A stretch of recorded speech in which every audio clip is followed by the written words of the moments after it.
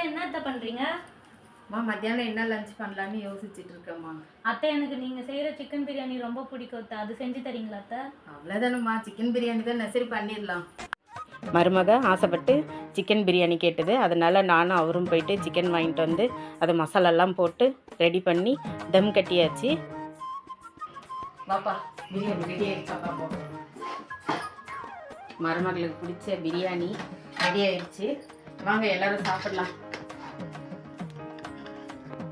வாமா பிரியாணி சாப்பிடலாம். சிக்கன் பிரியாணி உங்களுக்கு பிடிச்ச பிரியாணி ரெடி.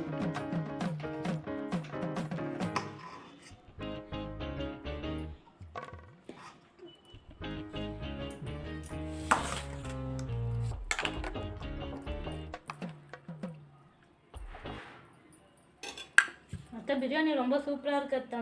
பேசாம ஒரு கடை வச்சிருங்க அத்தை.